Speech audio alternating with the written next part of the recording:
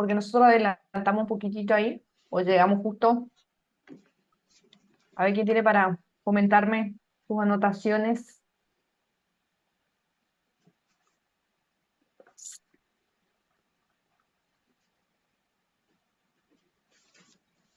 Buenas ¿Cómo, tardes, profe. cómo vieron el examen, realmente?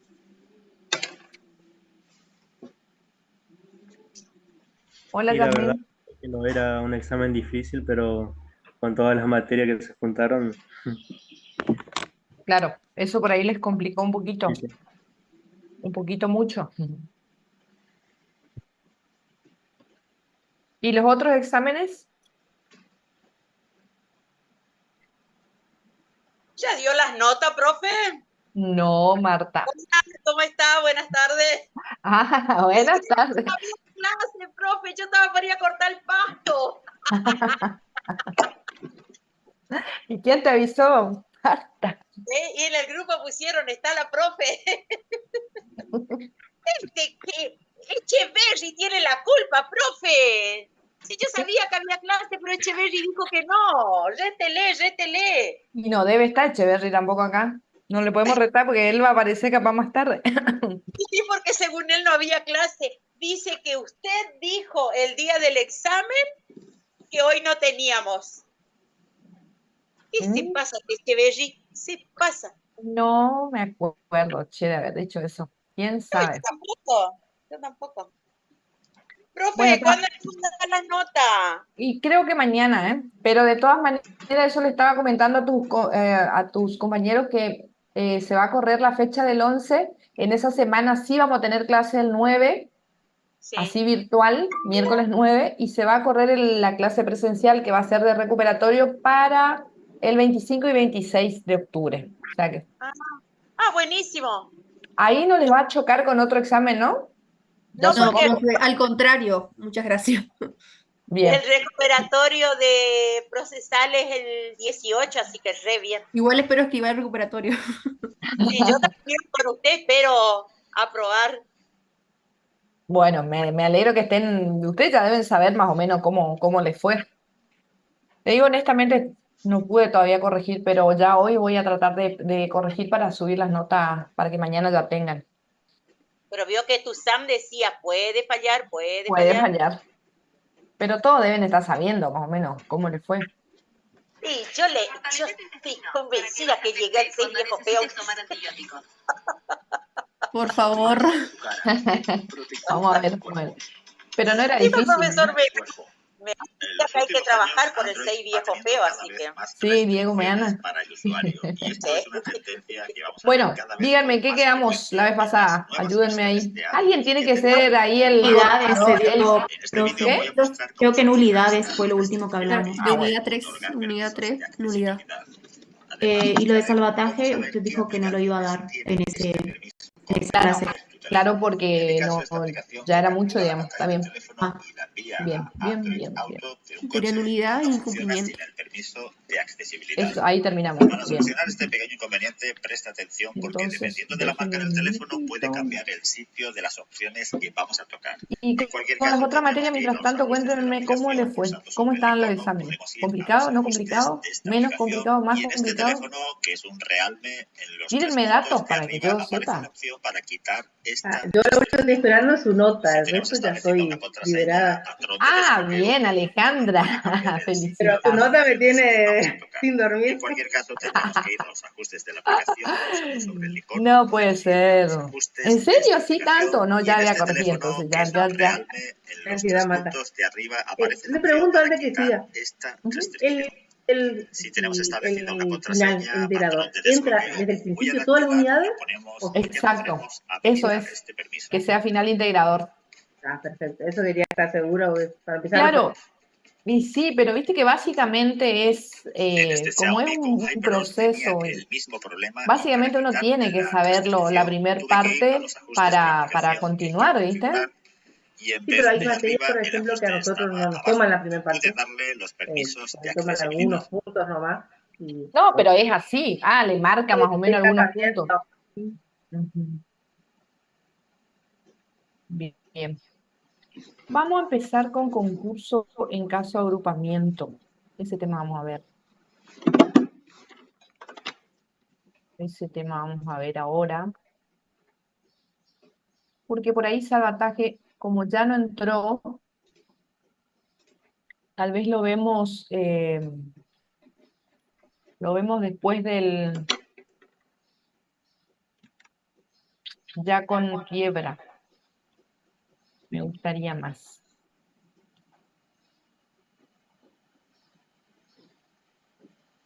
En realidad se toman algunos puntos que son muy importantes y que hacen, o sea, nosotros los estudiamos sí o sí porque necesitamos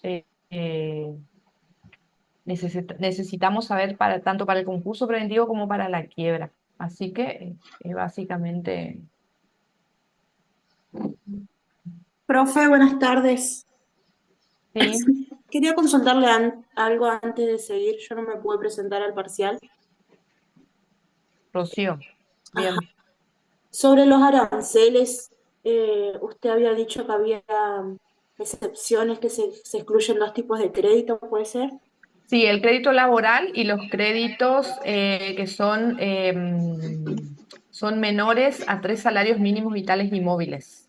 Esos son los que se Dale. excluyen, ¿sí? Esos dos. Bien. Gracias.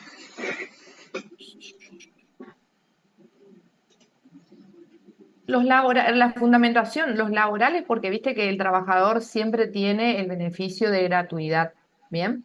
Y con respecto a los otros, por la baja cuantía, ¿viste? Dale, genial. Sí, ya a mí me faltaba uno. Había escuchado que eran dos, pero me faltaba anotar el otro. Ah, bueno, Gracias. está bien. Ahí ya estoy ya vamos a ver el...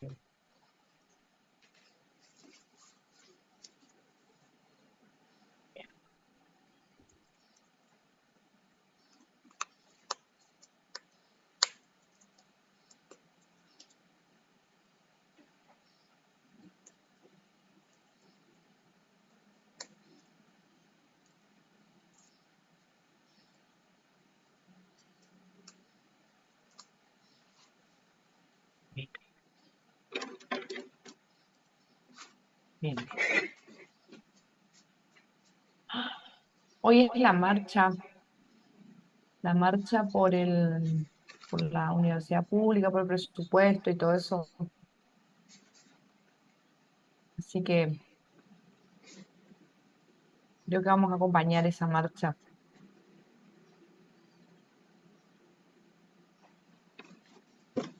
¿En los lugares de ustedes hay? ¿Hacen marcha por la educación pública o no? No, En profe. la esquina parece que no, profe, por lo menos no se escuchó nada. Sí, acá en Montecasero tampoco se escucha. Solamente que está cerrado el CRESU, pero no una marcha, nada de eso. Ah, está cerrado. ¿Y por qué está cerrado? ¿Por eso? Sí, exactamente. Pero no es que hacen una marcha o juntarse o concentración, no.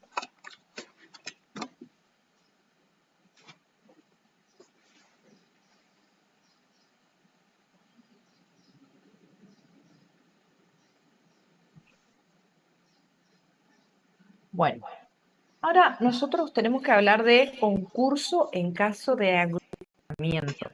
Nosotros en una oportunidad ya hablamos de este tema justamente porque decíamos que en cuanto a lo que es el estado de cesación de pago era uno de los presupuestos de excepción para demostrar que el deudor que quiere entrar a un concurso preventivo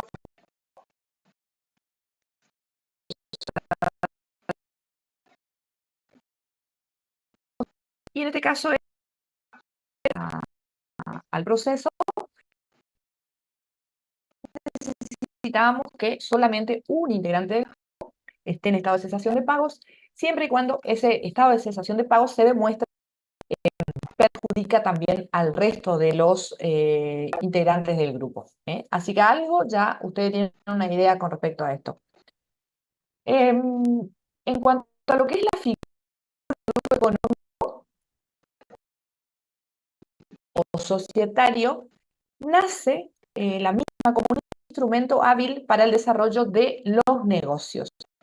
Cuando hablamos grupo societario nace para eso, para empezar a desarrollar negocios de gran cuantía, ¿sí? De gran envergadura.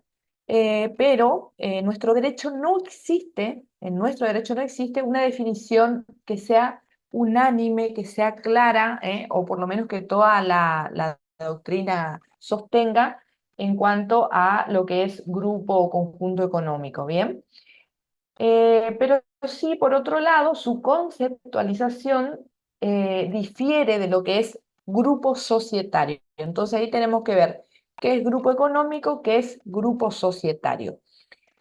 El grupo económico en sí mismo se concreta con la creación de un organismo económico, bien, que somete bajo su dirección, que va a ser siempre unificada, a un conjunto de otras unidades productivas, entendido este concepto como una pluralidad de personas que pueden ser tanto humanas como personas jurídicas, pero condensa a varias empresas que van a operar siempre bajo una única dirección, ¿sí?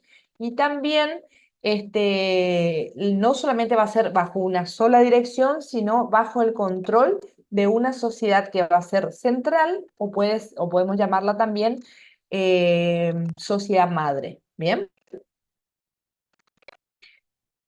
Acá tenemos que tener en cuenta que ese grupo económico tiene que tener un interés común, o también llamado por la doctrina interés de grupo. Entonces, eso es lo que los nuclea. ¿Cuál es el interés? Siempre va a ser un interés económico para negociar, ¿sí? Para desarrollar negocios.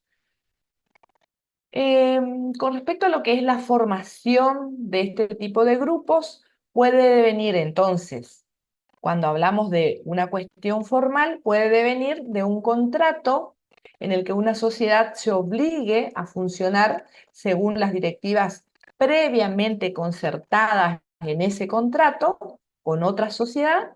También de otro tipo de vínculos que pueden ser personales, que están referidos a los órganos de administración, o en los que haya relación entre dos o más sociedades. Por ejemplo, varios órganos de administración en distintas sociedades, y en función de esos particulares vínculos que existen o que preexisten, se forma un grupo económico. Bien, como fundamental que tiene que hacer este grupo, a los efectos, por supuesto, de estar en un proceso de concurso preventivo, tiene que exteriorizar esa relación. Es decir, tiene que ser conocido por todos, ¿bien? Puede hacerse, o esta demostración de relación, de relacionamiento en cuanto a los negocios de este grupo, puede hacerse por un montón de medios, se pueden utilizar muchísimas formas, y esa es la forma de evidenciar que hay comunidad, ¿eh? En fórmulas operativas, también a través de la manera en que se direccionan esos negocios que tienen que tiene el grupo, también aquellas que sean relativas a la funcionalidad. Ahí se puede demostrar que hay un grupo que tiene un interés común, ¿sí? A ver, todas desarrollan una misma actividad económica. Esta actividad económica se delinea o tiene como directriz un objetivo común que le beneficia a todo el grupo. Y bueno, estos son los tipos de formas para demostrar o exteriorizar la relación que tiene el grupo. Por supuesto que esto se tiene que probar. O sea, nosotros sabemos de qué manera se puede exteriorizar. Ahora, ¿cómo lo probamos? ¿Por qué medios probamos que hay afinidad en el grupo? Bueno, podemos encontrar medios formales, ¿sí? Por ejemplo, ¿qué creen ustedes? Medios formales y no formales. A ver, le doy un ejemplo. Por ejemplo, si existen como prueba existencia de contabilidad consolidada, ¿m? Si hablo de libros contables, de libros fiscales, yo con eso, probando la exteriorización del grupo económico o de la forma de relacionarse, digamos, ¿ustedes lo ven como una prueba formal o una prueba informal o no formal? Probando la forma que usted dijo, con libros contables y que lleven todo, va a ser mal, doctora. Formal, muy bien. Entonces yo de esa manera demuestro la exteriorización del trato, del relacionamiento de manera formal. Y después, de manera no formal, pueden ser infinidad de supuestos, ¿sí? No hay algo que sea taxativo, no hay una enumeración que sea taxativa con respecto a esto, sino que según sea el caso, se pueden tomar un montón. Por ejemplo, la existencia de representación externa común de los componentes del grupo, un mercado común también para los productos, es decir, todos los integrantes del grupo venden, negocian sus productos en un mismo mercado. Puede ser también la identidad de las fuentes de financiamiento de los integrantes, ¿sí? Que haya pasivos intergrupos, quiere decir que, a ver, en un grupo de 3 hayan acreencias recíprocas y pendientes, ¿bien? Pueden tener los mismos acreedores. Bien, más o menos algunos ejemplos. La petición. Es decir, cómo este grupo económico se va a presentar a pedir su concurso en caso de agrupamiento. Bien, la presentación del concurso preventivo debe realizarla cada integrante del grupo económico en los términos del artículo 11. ¿Esto qué quiere decir? Que así como ustedes estudiaron para eh, para un sujeto deudor que se presenta de manera individual, cuando hablamos de concurso en caso de agrupamiento, también tiene que reunir los mismos requisitos que del artículo 11. ¿Bien? Todo eso tiene que demostrar. Entonces la petición se presenta en concurso preventivo cada uno de los integrantes del grupo. En esta presentación deben exponerse las cuestiones vinculadas con la existencia, la permanencia y la exteriorización del grupo. Y muy importante, sin excluir de ese grupo, de esa presentación, mejor dicho, a ningún integrante. Todos, ¿sí? Si trabajan, qué sé yo, cuatro sujetos en un grupo, todos tienen que presentarse. O sea, no hay exclusión de nadie. No puedo elegir quién va y quién no va. Entonces, tienen que reunir los requisitos del artículo 11 y también tienen que demostrar todas las cuestiones que hacen a la existencia del grupo, a la permanencia del grupo y a la exteriorización de esa existencia y de esa permanencia. Son como elementos fundamentales de la presentación, porque no puede presentarse a un concurso en caso de agrupamiento un grupo de sujetos que no tengan una relación permanente, y mucho menos que yo no pueda demostrar exteriorizando de alguna manera esa permanencia, ¿sí? No es que puedo presentarme si yo me reuní con 2 o 3 sujetos más a los efectos de llevar adelante o desarrollar negocios por un verano, por ejemplo, ¿eh? O porque se va a dar determinado evento. A ver, solamente para los efectos de armar un gran concierto por el Día de la Raza, ¿eh? No sé cómo es que dice, de la diversidad, como se llama ahora. Entonces, a esos efectos solamente, de ninguna manera, porque la relación del grupo, la existencia de ese grupo tiene que ser permanente en el tiempo y yo lo tengo que demostrar, ¿bien?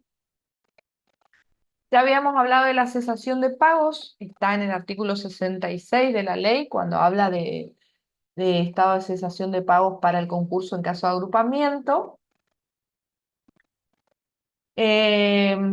¿Qué dice este artículo? Dice que para la apertura de concurso resultará suficiente con que uno de los integrantes del agrupamiento se encuentre en estado de cesación de pagos con la condición de que dicho estado pueda afectar a los demás integrantes del grupo económico. Bien, eso lo dijimos, ¿sí? Esta normativa lo que hace es concederle al grupo o a este conjunto económico la facultad de utilizar este instituto concursal en el caso de que exista el grupo y un integrante del grupo, por lo menos uno, esté en estado de cesación de pagos. Yo obviamente voy a necesitar que el resto esté ¿en qué estado? ¿Qué es lo que estoy buscando yo con este concurso en caso de agrupamiento? A ver, ¿qué piensan ustedes? Uno está en estado de insolvencia, en estado de cesación de pagos. ¿Y el resto cómo tiene que estar?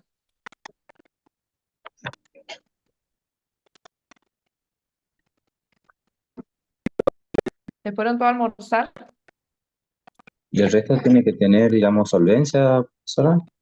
Exactamente, el resto tiene que tener solvencia, porque lo que nosotros estamos diciendo es que el estado de cesación de pagos de uno le puede afectar al resto. Quiere decir que el resto no está en estado de cesación de pagos.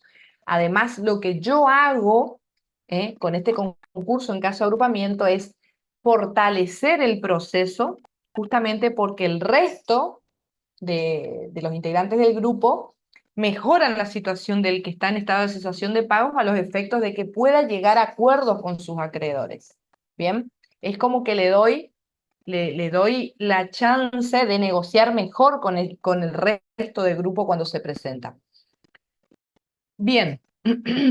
Profe, Sí, José. usted dijo que la petición debe realizar cada integrante. ¿Qué pasa si un integrante del grupo económico no realiza la petición?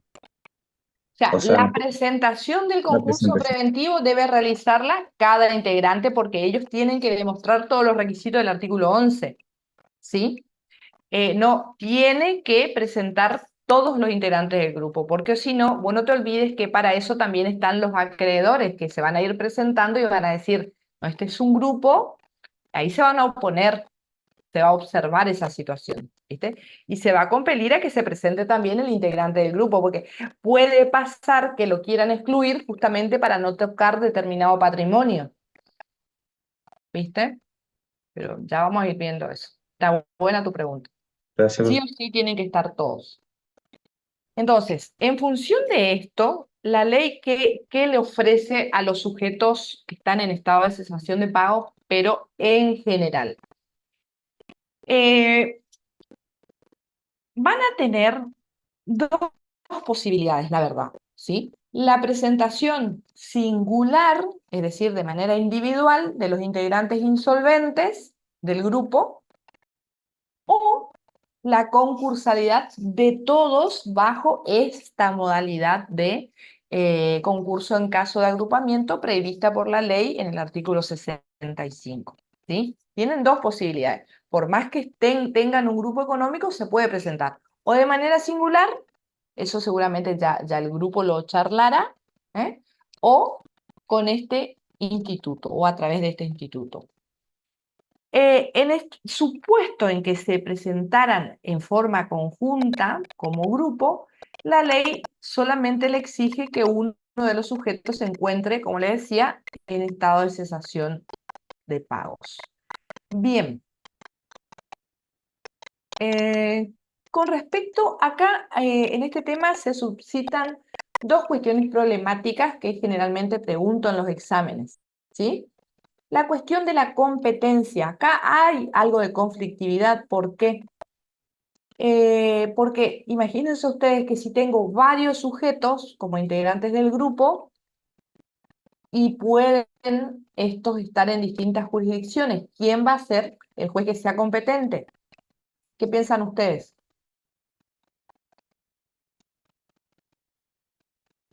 Que Puede tenga ser, pues competente es el domicilio de la persona en estado de situación de pagos.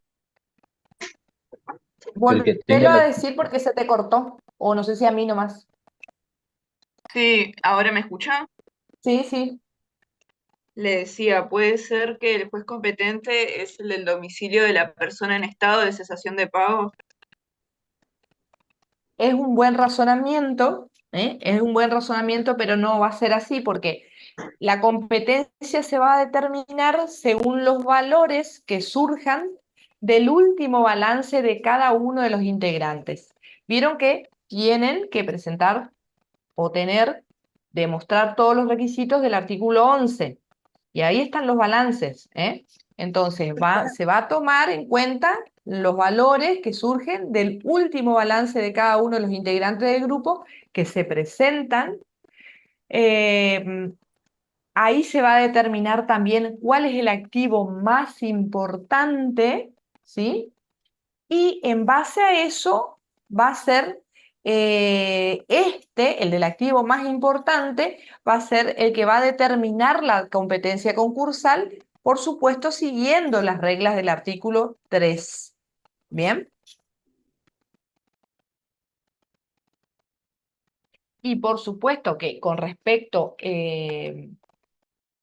a darse a conocer el concurso en caso de agrupamiento y con esta situación de conflictividad, porque puede haber más de una jurisdicción, se va a tener que publicar edictos en todas las jurisdicciones. ¿Bien? ¿Alguien estaba por decir algo ahí? No, le iba a decir que el que tenía un activo mayor o más importante, eso. No. Bueno, ahí estaba en lo correcto, Alejandra. Ese es el que va a determinar la competencia del juez siguiendo las reglas del artículo 3, o sea, según sea una persona jurídica, según sea una persona humana, depende del lugar del domicilio, si tiene o no el negocio principal, si se lo puede determinar y todas las reglas del artículo 3. Pero eso sería muy bien.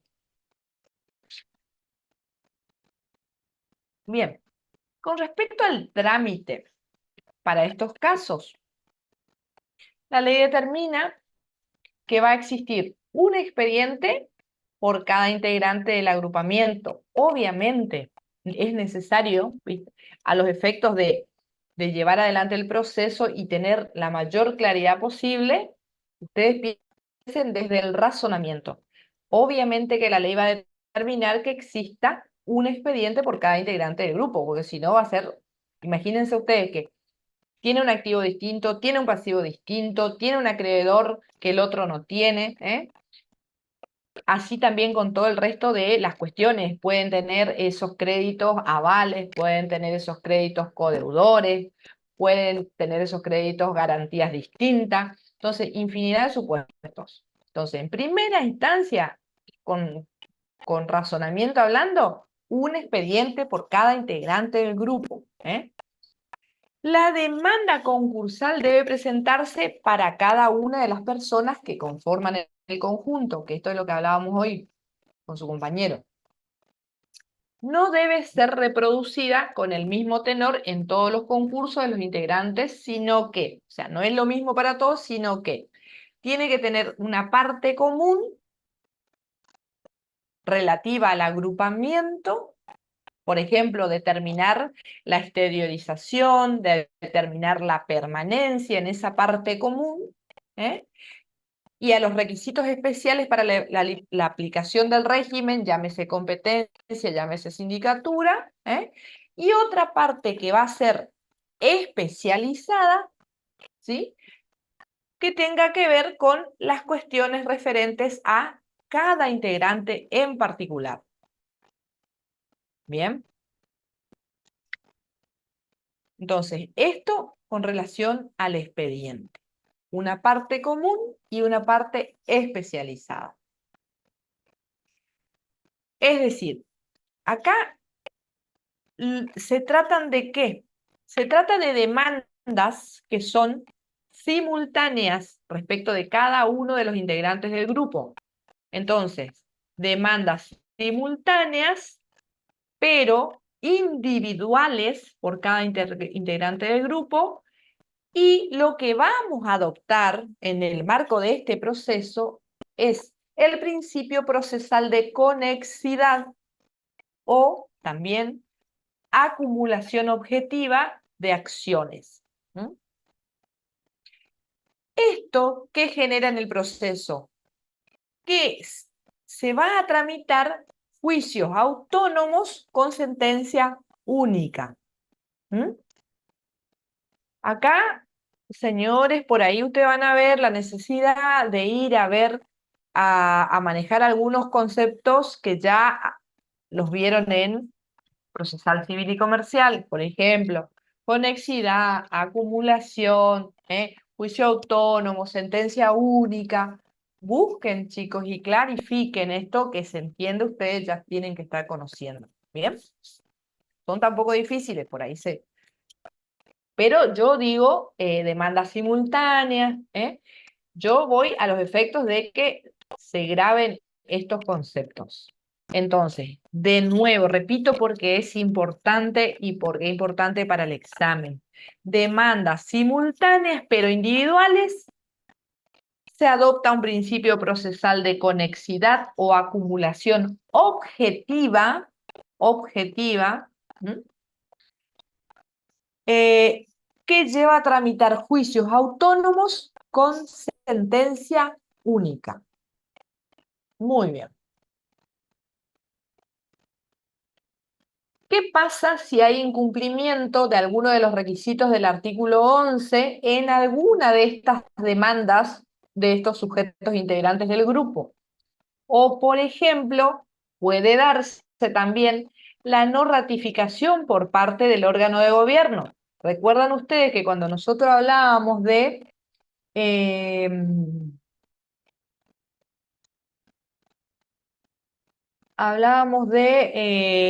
quién tiene que presentar cuestiones de sustanciales o la carga sustancial con respecto a las presentaciones? Cuando era una persona jurídica, ¿quién es el que presenta la solicitud de concurso preventivo? El representante legal. Bueno, y después tenía que haber ¿qué cosa? 30 días después tenía que haberse rectificado por el, digamos, por el la directorio o la gerencia. Muy bien. José, Alejandra. Muy bien. Van anotando más puntos para cuando mire el examen, ¿eh? Muy bien.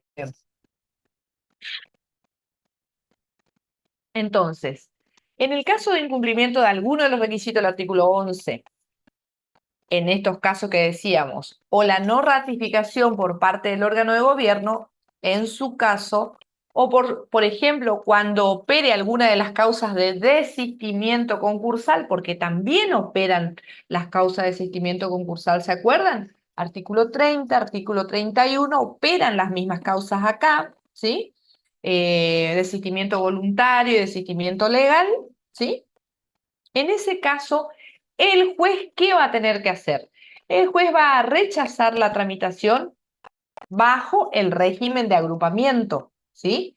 Y aquellos sujetos que cumplan con todos los recaudos del artículo 11 van a continuar tramitando, pero de manera singular o de manera aislada su concurso, ¿sí? ¿Quedó claro entonces eso? Acá está la respuesta de lo que vos habías dicho también, José. O sea, profe, en ese caso dejan de ser un grupo y ya es como algo individual. Exactamente. En ese caso, el juez va a rechazar la tramitación bajo la normativa del régimen del agrupamiento y va a quedar con el régimen singular. Trámite ordinario del concurso para una persona en singular. ¿Bien? Ok, profe, se entiende. Muy bien. el caso que se da trámite de un concurso singular, los que no están en cesación de pago no van a poder continuar. Y no, porque ese que no estaba en... No, porque está en bonis, ¿eh? Lo que pasa que a ese se incorpora sí o sí, si quiere, a los efectos de ayudarle al otro nada más. Entonces, él no puede estar, tiene que estar en estado de cesación de pago, exactamente. Entonces, si el juez tiene que rechazar la solicitud con el régimen del agrupamiento, ¿qué va a pasar? La solución que rechaza implica La remisión también, cuando hablábamos, ¿se acuerdan ustedes de la competencia? Eso implica la remisión del expediente ¿a quién? Al juez que es competente para cada uno de los concursos según las reglas del artículo 3, pero en singular. ¿Bien? También ahí tenemos una cuestión conflictiva.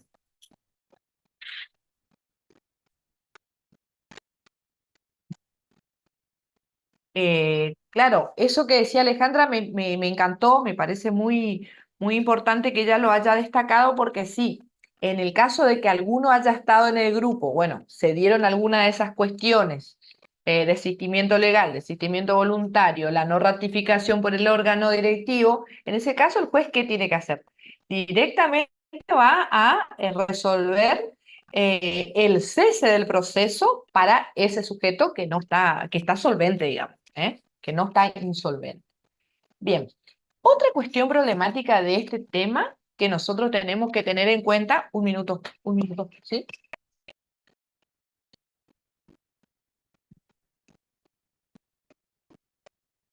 Ya me agarró frío.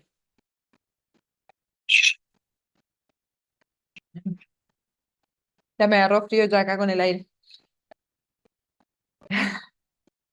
Lo único que falta es que me enferme. Bueno, no está el horno para bollas, ¿eh? No hay que enfermarse. Hay que cuidarse nomás porque los remedios están caros, hay que trabajar, no se puede parar. Bueno, otro problema que nosotros vamos a encontrar con este tema es la cuestión de la sindicatura, ¿eh? Nosotros ya estudiamos mucho lo referente a lo que es la sindicatura, pero acá tenemos que tener en cuenta que tenemos varios sujetos. Entonces, ¿qué hacemos? La sindicatura en estos casos va a ser única para todos los integrantes del grupo, pero esto de que la sindicatura sea única no impide que el juez designe una sindicatura que sea plural según la necesidad de cada caso, ¿sí?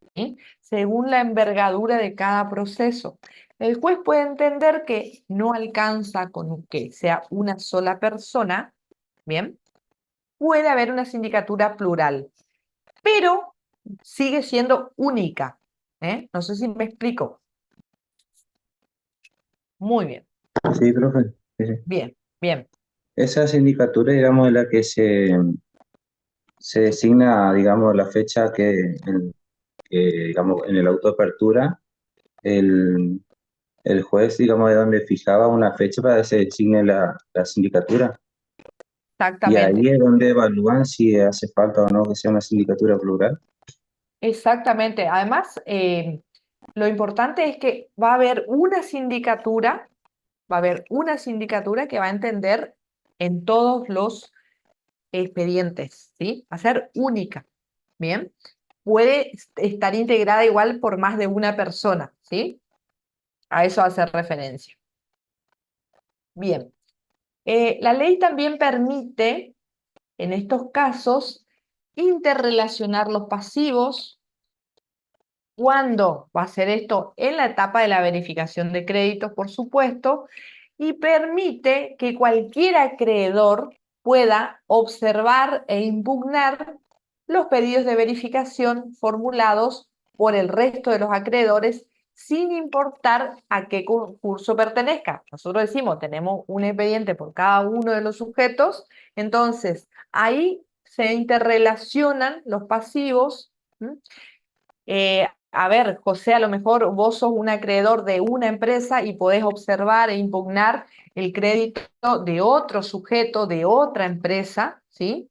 Porque imagínense que ustedes que acá tenemos un montón de gente, hay un grupo económico, hay varios sujetos que están en el marco de este proceso, ¿bien? En este sentido, acá, ¿qué pasa? Los acreedores, por ser interesados, van a tener de la misma manera legitimación para interponer, por ejemplo, incidente de revisión, también incidente de revocación por dolo. ¿Contra qué? Cuando yo presentaba revocación por dolo, si estoy en el marco de la verificación de créditos.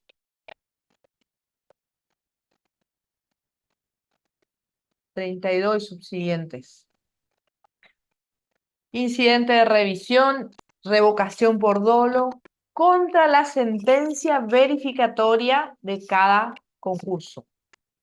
¿Sí? Acá, obviamente, que si yo soy acreedor, voy a tratar de que no haya otros acreedores o que haya los menos, porque yo quiero cobrar, ¿sí? Por otro lado, ¿qué más van a poder hacer los acreedores? Van a poder observar el informe general de cada uno de los concursos, de cada uno de los expedientes.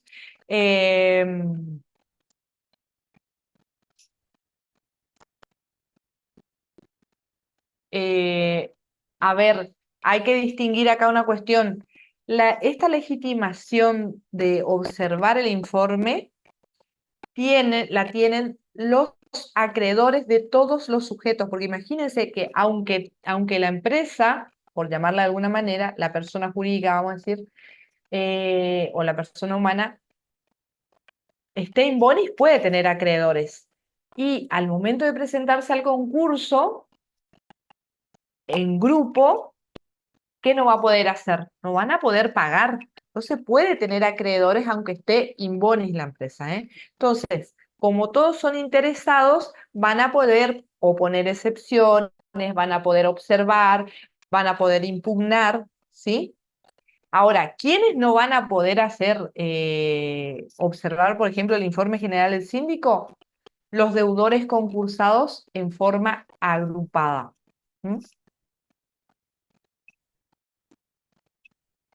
Ellos no van a poder observar el informe, ¿sí? Sin embargo, sí están legitimados los acreedores de todos los deudores. ¿Bien? Entonces, para que quede claro, acá vamos a tener un concurso por cada integrante del grupo y un único informe general que está complementado con un estado de activos y pasivos que va a ser consolidado de todo el grupo o conjunto económico. Entonces, voy de nuevo. Va a haber un concurso por cada integrante del grupo, pero va a haber en lo que hace la sindicatura un único informe general complementado con un estado de activos y pasivos consolidado. Esto es de todo el grupo. ¿Bien? Este informe debe ser presentado por parte de la sindicatura individualmente, en original, en cada uno de los concursos. Es como la información general del grupo, ¿sí? Bien, hasta ahí lo que es sindicatura. ¿Estamos hasta acá más o menos? Cualquier cosa me dicen,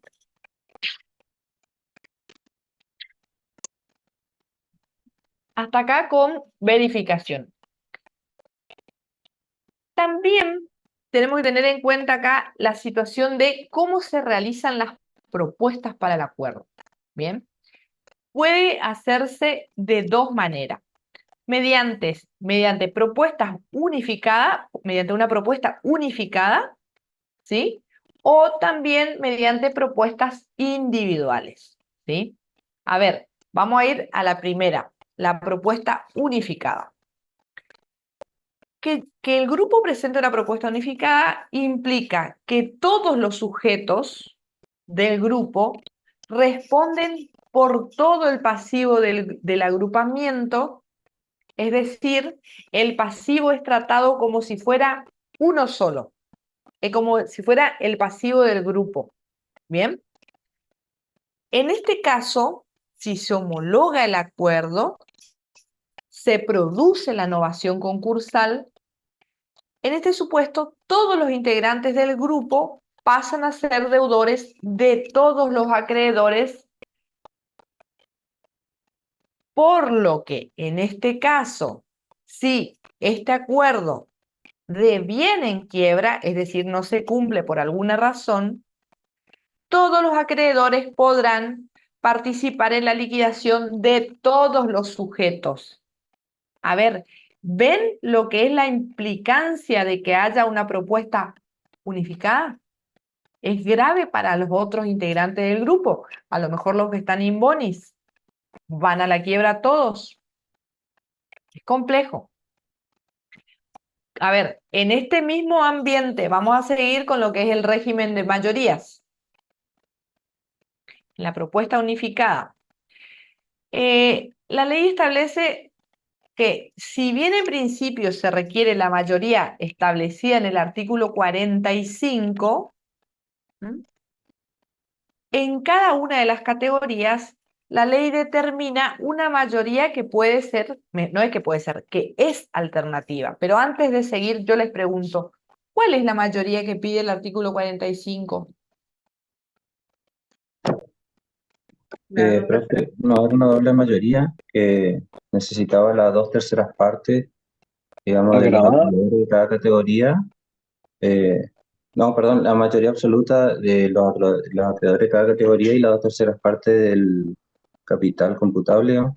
Muy bien, que esa mayoría absoluta de acreedores, sujetos, personas, ostenten las 2/3 partes del capital computable. Bien, entonces, en principio, esa es la mayoría que yo requiero si yo presento una propuesta unificada para el grupo, ¿eh?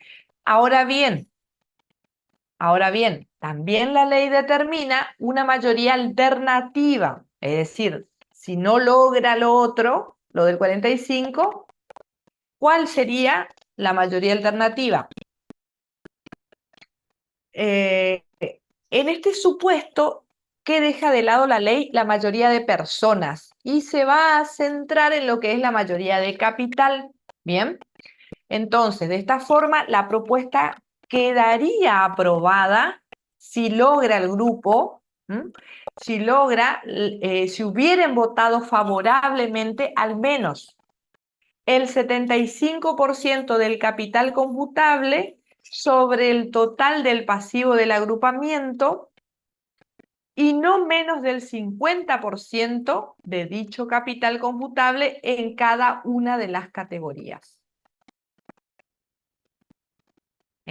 Esta sería la alternativa. No está ya dirigida a la mayoría de personas, sino hace foco en la mayoría de capital. Entonces, si el grupo logra que vote favorablemente al menos el 75% del capital computable sobre el total del pasivo del grupo, que sería una cosa, total del pasivo del grupo, y no menos del 50% de dicho capital computable en cada una de las categorías. Ahora bien, ¿qué pasa acá? Si fracasara el acuerdo por cualquier causa que fuere o se incumpliera el acuerdo homologado, se declarará la quiebra de todos los integrantes del grupo. Volvemos a las implicancias tan gravosas de la propuesta cuando es unificada. Todo el grupo se pone de acuerdo y es unificada la propuesta. Bien. Por otro lado, tenemos la posibilidad de realizar propuestas individuales. Bueno, y esta otra posibilidad se entiende de la siguiente manera.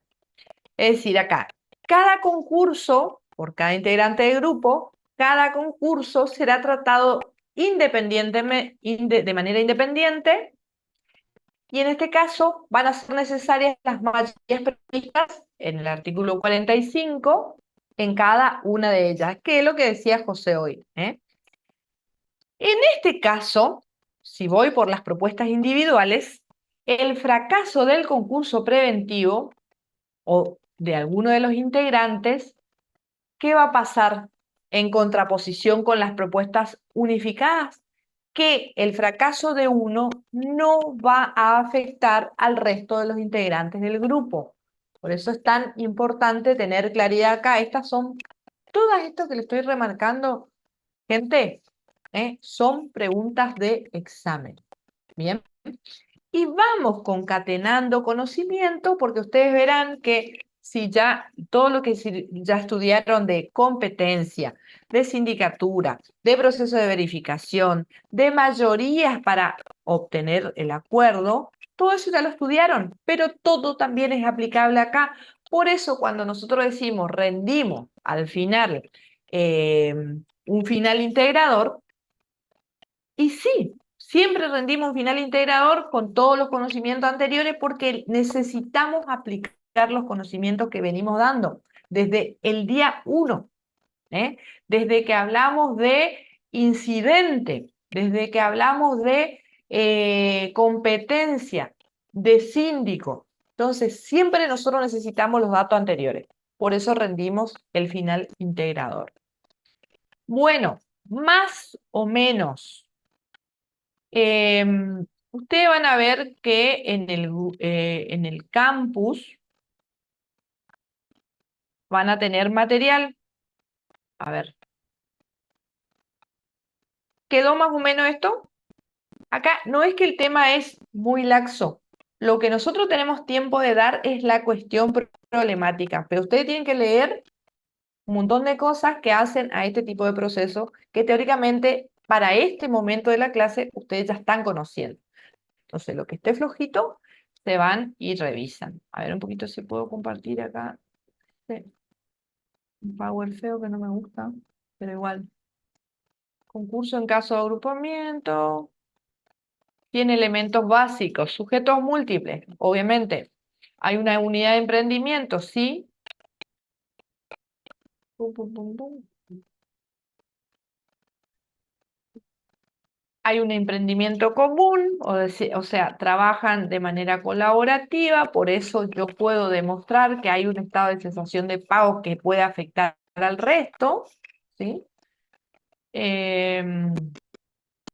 Voy a tener una dirección o una propiedad común para todos los sujetos, hay un mismo emprendimiento, pueden tener varios emprendimientos, pero hay una dirección común, ¿sí? Puede darse el caso. Bueno, una conceptualización de grupo económico. El conjunto económico, ¿cómo yo demuestro que hay? O a través de la formación, la integración del grupo, la actuación, la forma en que actúa el grupo, en la forma en que se desempeña, en que maneja los negocios. Puede haber un control que puede ser de hecho o de derecho, yo lo puedo respaldar a través de un contrato, tal vez, o no, solamente por la vinculación que tienen. Pueden tener una relación de hecho, voy a tener que demostrar mejor nada más el vínculo ahí. Y para todos estos supuestos, cuando dice aplicar en cada caso el criterio de realidad, y sí, al momento de yo demostrar, de exteriorizar y probar el vínculo, la permanencia del grupo, voy a tener que aplicar ese criterio de realidad. El grupo se relaciona, bueno, lo tengo que demostrar, lo tengo que probar, justamente para demostrar que el estado de cesación de pagos de ese sujeto insolvente afecta al resto. Entonces, el grupo, la relación del grupo tiene que ser de dominio público. Pueden haber elementos con entidad suficiente para permitir formarse un juicio asertivo, juicio de valor aceptable, algo más que una mera declaración, circunstancias de hecho. Entonces yo tengo que poder probar, como hablábamos hoy, a través de acreedores vinculados con todo el grupo, garantías vinculadas con todo el grupo, un mercado común de negocios, todas esas cosas que estábamos hablando hoy.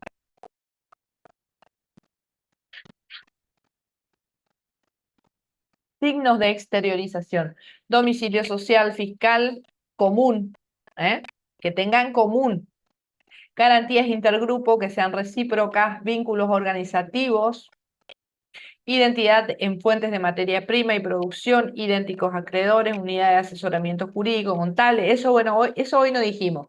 Unidad de asesoramiento jurídico y contable también puede ser como una manera de demostrar la continuidad y la permanencia del grupo.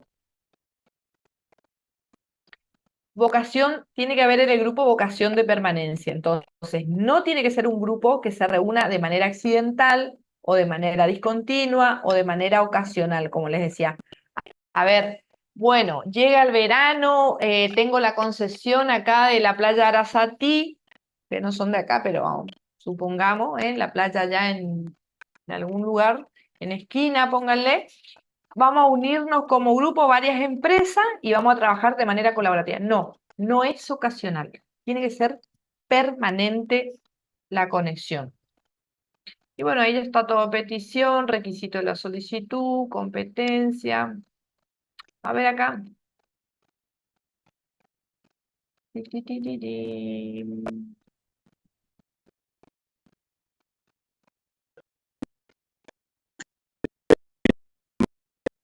Y bajo un criterio puedes, yo no, el juez y la sana crítica racional.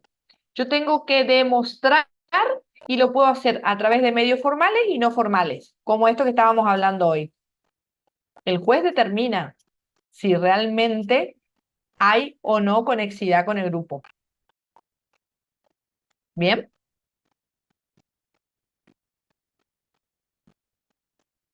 Yo tengo medios de todo tipo, formales y no formales. Puedo demostrarlo a través de un contrato, como le decía hoy.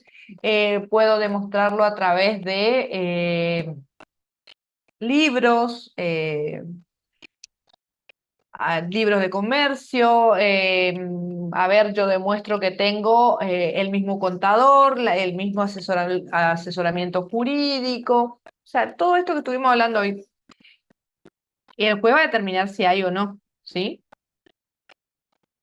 Por ejemplo, dicen, bueno, tenemos los mismos acreedores, tenemos acreencias intergrupo. A ver, si en el grupo están Alejandra, José y David, bueno, José le debe a Alejandra, Alejandra le debe a José y los dos le deben a David y David le debe también a José y Alejandra. Entonces, ahí vos te das cuenta, demostrás en el hecho, con razonabilidad, vos demostrás que hay interdependencia, ¿sí? O, por ejemplo, a través de las garantías entre el grupo, intergrupo. Alejandra le garantiza un crédito a José Luis, le sale de garante, y a David, y viceversa. A través de eso también yo muestro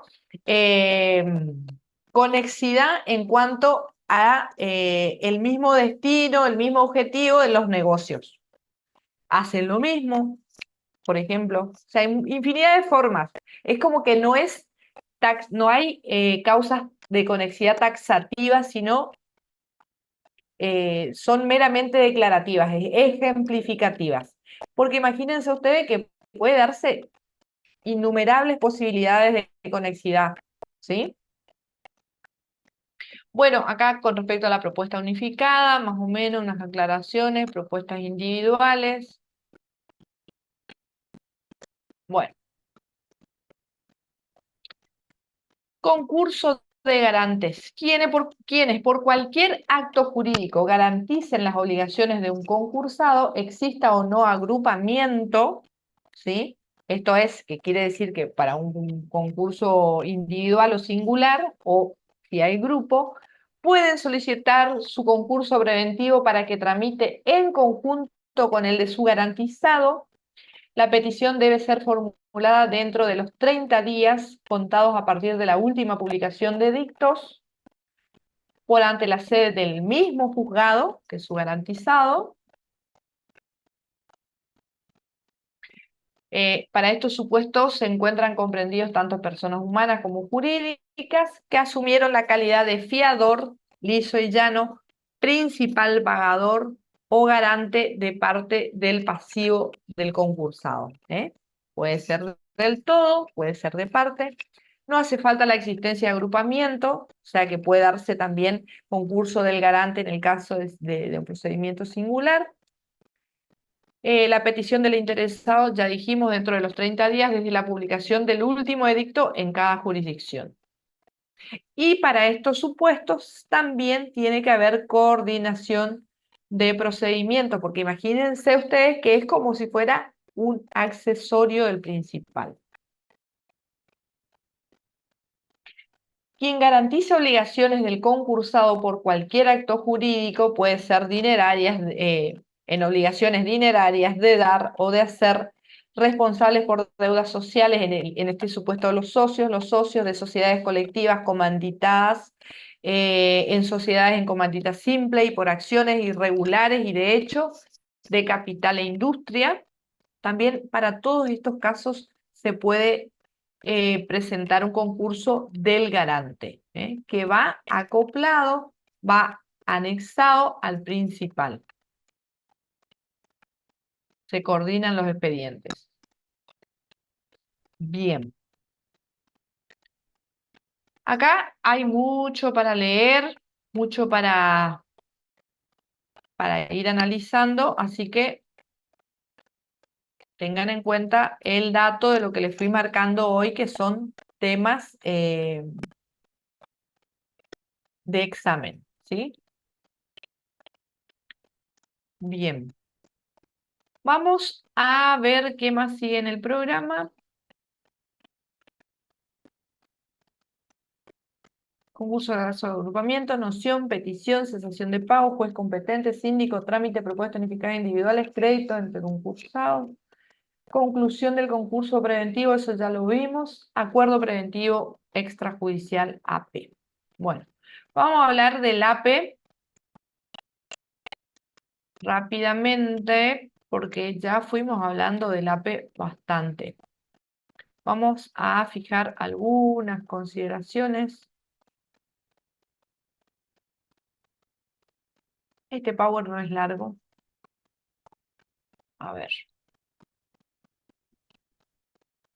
Bueno.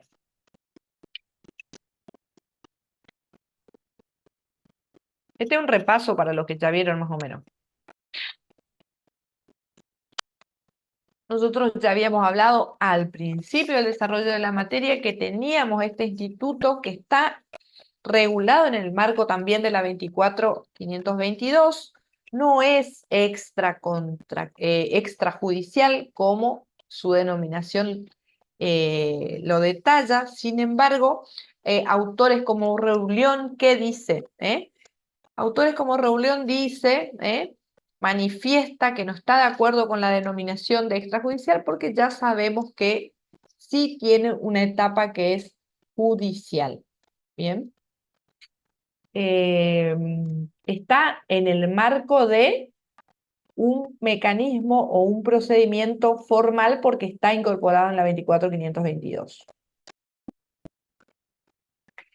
El acuerdo preventivo extrajudicial, acá lo importante que tenemos que ver es que, así como está, fue incorporado por la ley 25.589 durante la crisis del año 2002.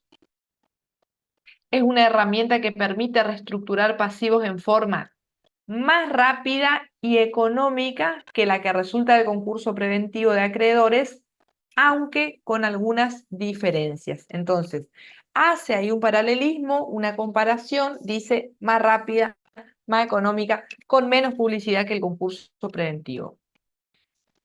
La cuestión de si es verdaderamente extrajudicial, bueno, para Reulión dice este instituto lleva un nombre inexacto y equívoco, o sea, hace confundir al estudiante, al que va estudiando el tema, decimos, ¿cómo que extrajudicial? Yo lo primero que interpreto con ese nombre es que de ninguna manera pasa por la jurisdicción, ¿no es cierto? Entonces es equívoco, inexacto. Para la homologación. Bueno, partiendo de esta base que lo ubicamos dentro de los mecanismos formales de reorganización, debiendo denominarlo, que dice Reulión, en vez de llamarse AP, debería llamarse concurso preventivo abreviado, que de hecho algunos autores le llaman así, ¿sí? En función de su verdadera naturaleza y efectos, porque eso también está bien destacarlo. La naturaleza jurídica del acuerdo, del mal llamado APE, es judicial, porque para que tenga los efectos del concurso preventivo, tiene que ser homologado. Si no, está bien, va a regir igual para las partes, y van a regir los efectos del Código Civil y Comercial Para los sujetos firmantes continúa, ¿no es cierto? Pero no para todos como es con la homologación del juez concursal. Lo que pasa es que ahí, con el imperio iudicis que tiene el juez concursal, este acuerdo preventivo, mal llamado extrajudicial, va a ser para todos aplicable. Ausentes, presentes y disidentes, así como el concurso preventivo. ¿Bien? Principalmente debido a que conforme al nuevo régimen es obligatorio no solo para quienes son parte en él por haber prestado conformidad, sino que también obliga a las minorías de acreedores disidentes pertenecientes a la clase o clases cuyas mayorías los aprobaron. Muy bien. Seguimos. Legitimado. ¿Quién está legitimado para pedir el AP? El deudor que se encontrara en cesación de pagos o en dificultades económicas o financieras de carácter general. Esa es la gran diferencia que tiene y posibilidad que tiene el deudor para el AP, distinto del acuerdo preventivo común, digamos, porque acá puede presentarse a pedir el AP en una etapa previa, es decir, en una etapa de preinsolvencia anterior al estado de cesación de pagos, ya puede pedir el AP. Sería dificultades económicas o financieras de carácter general. Bien. Puede celebrar un acuerdo con sus acreedores y someterlo a homologación judicial. El presupuesto objetivo, tenemos estas dos posibilidades. Después el presupuesto subjetivo, persona humana o jurídica, que lleve registración contable, pasible de certificación contable de sus activos y pasivos. Con respecto a los acreedores, exige la conformidad de un mínimo de acreedores, doble mayoría de acreedores, quirografarios, esto está establecido en el artículo 73. Los acreedores que tienen prohibido decidir sobre el acuerdo preventivo son los mismos que el artículo 45, tampoco pueden prestar conformidad a un acuerdo extrajudicial, por ello tampoco no se les computa en las bases de cálculo ni para el logro de la mayoría de la ley. A ver, ¿quién me lee el artículo 73 de la ley? Yo estoy acá en el estudio y no traje mi ley. A ver si alguien me ayuda. ¿Qué dice el artículo 73?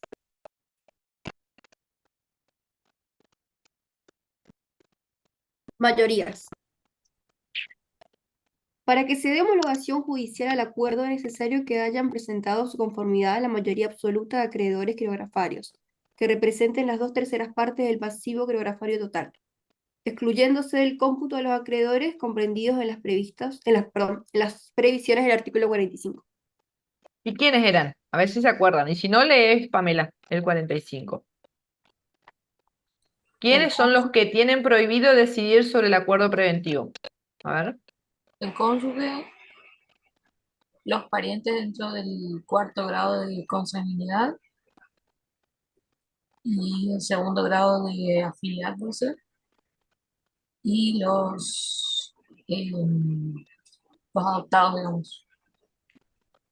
Victoria. ¿Quién más? ¿Alguien puede agregar algo más ahí? ¿Cómo es tu apellido, Victoria? Pongan apellido, ¿eh? Perdón, Lebraus. ¿De qué extensión? Esquina. Bueno. Muy bien. ¿Alguien más quiere acotar algo ahí en cuanto a los excluidos del cómputo? ¿O para decidir en el acuerdo? No sería honesto que yo le diga porque estoy con la ley en la mano. Así que ya. Decilo, Enzo. Leo esa partecita. Lee para que quede, para que recordemos todo muy bien lo que dijo Victoria, pero para que a todos nos quede, porque necesitamos saber esto. Ahora que miren que no corregí todavía todo, ¿eh? Se escribe del cómputo al cónyuge. Yo tengo un punto extra. No se olvide. Por el encuentro de interextensiones. Bueno, ahora voy en serio. Se excluye del cómputo al cónyuge, los parientes del deudor dentro del cuarto grado de consanguinidad, segundo de afinidad o adoptivos, y sucesionarios dentro del año anterior a la presentación. Muy bien, entonces a Victoria, qué le faltó? Lo único que le faltó, los sesionarios. Bien, muy bien, Victoria. Muy bien, sigo ¿Y en entonces. las sociedades también? Sí, también, muy bien, Alejandra. Los socios, administradores y acreedores. En el caso de las sociedades, los mismos, exactamente. Muy bien. Sigue anotando por otro, Alejandra, ahí. Eh, bueno, la forma. La forma. Puede ser otorgado en instrumento privado, debiendo la firma de las partes y los representaciones invocadas estar certificada por escribano público. Los documentos habilitantes de los firmantes o copia autenticada de ellos deberán también agregarse al instrumento. No es necesario que la firma de los acreedores sea puesta el mismo día, eso es lógico, ¿no es cierto? Pero no está más que lo recordemos. Van a ir firmando en la escribanía de a uno a la medida que vayan pudiendo presentarse a firmar. Acá, como un dato muy importante a tener en cuenta para el APE es que las partes en esta primera etapa antes de la homologación tienen libertad a la hora de la negociación, el contenido que va a tener el acuerdo en sí mismo, ¿bien? Entonces las partes pueden dar al acuerdo el contenido que consideren conveniente a sus intereses y es obligatorio para ellos aun cuando no obtenga homologación judicial, que es lo que decíamos hoy. Va a seguir siendo un acuerdo entre partes, pero en el marco de ¿qué? Del paraguas ya del Código Civil y Comercial y no de la 24.522, ¿sí? Obviamente, salvo convención expresa en contrario, es decir, si las partes colocan en el supuesto proyecto de acuerdo preventivo extrajudicial, colocan una cláusula que digan, o sea, si no se logra la mayoría o si no se logra la homologación judicial, no va a ser obligatorio para todas las partes, o sea, o es por el derecho concursal o no es aplicable. Si no hay una expresión clara con respecto a eso, bueno, va a ser aplicable para todos por el derecho común. O si no, se tiene que poner una cláusula que diga, si no se obtiene homologación judicial, no va a ser aplicable a nadie. Bueno, requisitos para la homologación. Para la homologación del acuerdo deben presentarse al juez competente, junto con dicho acuerdo, los siguientes documentos debidamente certificados por Contador Público Nacional. Acá tenemos que aclarar que esta última certificación va a permitir determinar la proporción de acreedores otorgantes del acuerdo, es decir, los que apoyan a este deudor, sobre el total del pasivo, que siendo de otra manera resultaría imposible esclarecer ante la inexistencia de verificación de crédito. Acá no tenemos verificación de crédito. Tenemos acreedores otorgantes del acuerdo.